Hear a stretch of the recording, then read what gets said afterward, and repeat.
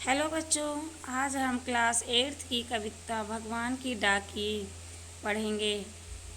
ये वीडियो अगर पसंद आए तो वीडियो को लाइक और चैनल को सब्सक्राइब करें। तो चलिए शुरू करते हैं। भगवान की डाकिए।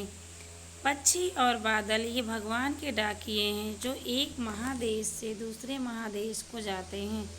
हम तो समझ नहीं पाते हैं मगर उनकी लाई चिट्ठियाँ पेड़ पौधे पानी और पहाड़ बाँचते हैं। इसमें कवि कहते हैं कि पक्षी बादल हवा इन्हें कोई भी बांध कर नहीं रख सकता और यह एक महादेश से दूसरे महादेश ऐसे ही एक जगह से दूसरे जगह आते जाते रहते हैं। एक तरह से वहाँ का संदेश लेकर आते हैं। हम उनकी भाषा को नहीं समझ सकते क्योंकि यह एक देश से दूसरे देश में बहती हुई हवा सिर्फ महसूस की जा सकती है। हम उनके द्वारा लाए गए संदेशों को समझ नहीं पाते हैं। उनके द्वारा लाए गए यह जो पत्र हैं पेड़ पौधे पानी और पहाड़ अपने अपने तरीके से कहकर सुनाते हैं। जैसे एक देश का पानी दरिया बनकर बहता है तो दूसरे देश तक भी पहुंचता है, ऐसा ही ऊंचे ऊंचे पहाड़ जो प्रकृति हैं उनके अगर हम दूर से ही नज़र आते हैं, ऐसा लगता है जैसे झांक रहे हैं एक दूसरे देश की ओर। इसी तरह से पेड़ पौधे जब फूलों से भर जाते हैं और किसी बंधन के आज़ादी से बहती हुई अपनी खुशबू फैलाती है। हम तो केवल यह आंकते हैं एक देश की धरती दूसरे देश को सुगंध भेजती है और वह सौरभ हवा में तैरते हुए पक्षियों की पांखों पर तिरता है और एक देश का भाप दूसरे देश में पानी भरकर गिरता है।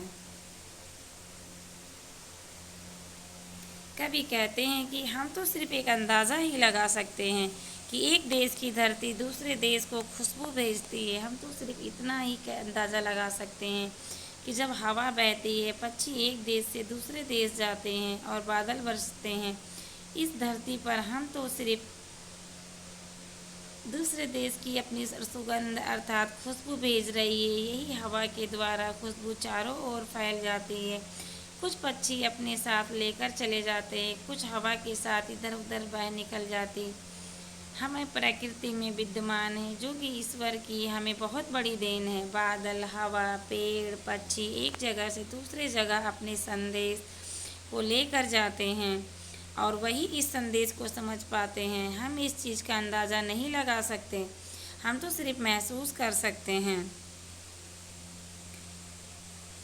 यह तो हम सब जानते हैं कि विज्ञान के विषय में भी पढ़ते हैं। जब हमारा तापमान अधिक हो जाता है तो पानी वाष्प बनकर अर्थात भाप बनकर ऊपर की ओर उड़ता है, आसमान में जाता है। वहाँ पर तापमान कम होने के कारण बादल में समा जाता है, वाष्प कण बन जाते हैं और जब बादल एक जगह से दूसरी जगह जाते हैं तो वर्षा बनकर वह बह निकलते हैं और एक सुंदर वातावरण में अपनी खुशबू छोड़ते हैं।